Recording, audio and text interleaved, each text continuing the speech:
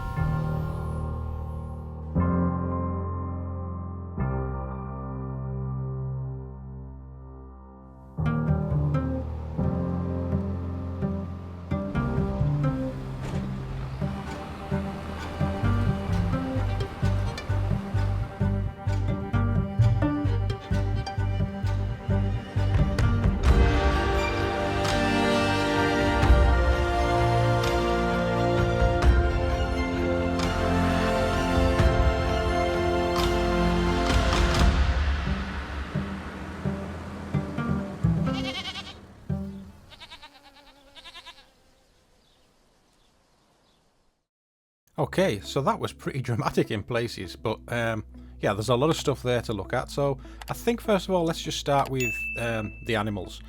Definitely we've seen young animals, you know, baby animals, whatever you want to call them. We've seen those in the trailer.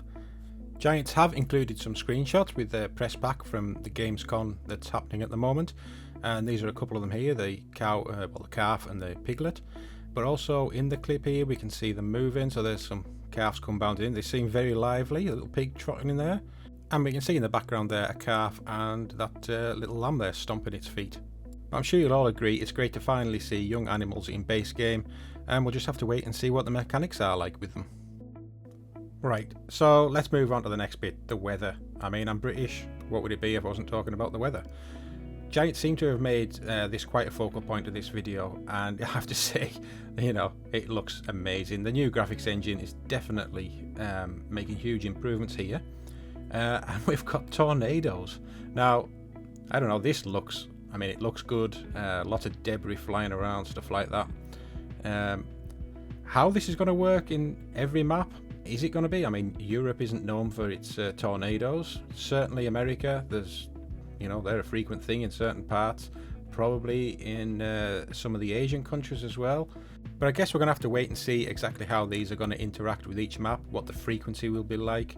I know one of my bugbears with the current generation of game, FS22, is how often it thunderstorms when it rains. Certainly in my area of the UK, we very rarely get thunder with rain, so it would be nice if that has been removed from FS25.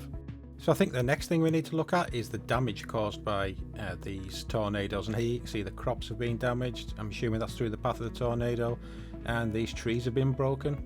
So I think these effects look really good. We just need to see the frequency of them, how it's going to affect the gameplay. I hope it's not too frequent.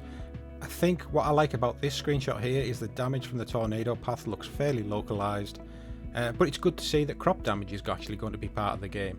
I think we've been missing that from the mods from FS19. I also want to have a look at this, the way the rain hits the ground and on the vehicles. So you can see here I've slowed this one down. You can see how it's actually splashing on the road. That's just the repeat of it slowed down. But also here on this New Holland, you can see the water's actually beading on the plastics and on the paint. I don't think they're a 3D texture, but they definitely look good, and that's all we really need. So another thing I'm just wondering about as well is, are we going to get a third person mode? There's been a couple of things suggested recently, and some of this artwork and what we've just seen there in that trailer suggests that the third person mode might actually be something. And that probably ties in as well with having AI characters who you could possibly interact with. Are they doing something different now to help those people who are doing like roleplay videos and things like that? So before we get into the vehicles, I think Giants have just dropped a huge teaser here about Riverbend Springs.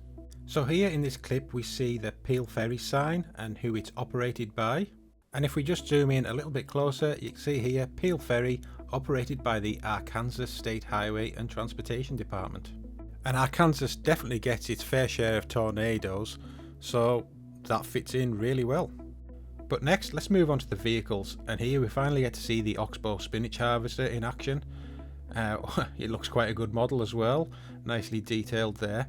And the other thing I like about this, if you just zoom in on this this bit of artwork, you can see on the harvester head there how the dirt is actually being swept around in a circular motion.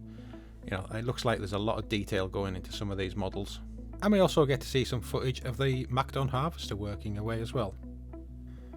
But there is also some teasers of new equipment, and I think this one looks quite interesting. It's a Senebogen telehandler, and having a look at their website, there's something else still to be revealed, I think. Both their telehandlers seem to have this elevated cab position. I wonder if we'll get that in the game too. Another new piece of equipment seems to be this Great Plains Cedar. I think this might have been teased in the spinach reveal as well, hidden away in this barn. Now in this next clip, I think we've got maybe 3 new things here and something else that's a little bit interesting. So first of all, we've got this J&M Chaser bin, which is going to be new to FS25. And also it seems we've got some Prestige grain trailers coming in. And these are being towed. We saw it earlier in the rain and running away from the storm. It looks like we've got an international Transstar, so some new trucks coming to FS25. And I think the last thing that we see in this image is this here. So this must be a rice field, and this is one of the irrigation pumps that they use to flood the field. So it's nice to see a bit of that in the gameplay. But that's all I've got for this video. As soon as something else comes out, I'll bring another update. And if you're not subscribed to the channel, could you please consider doing that and give the video a like. I do also have Giants partner codes down in the description, so if you're thinking of buying FS25, you know, consider using those. It'll really help my channel out. Pre-ordering the game will give you the MacDon as a bonus pack for the game as well. There's also the collector's edition where you can get a USB ignition lock. You get the New Holland CR11. There's modding tutorials and the 16-bit retro edition.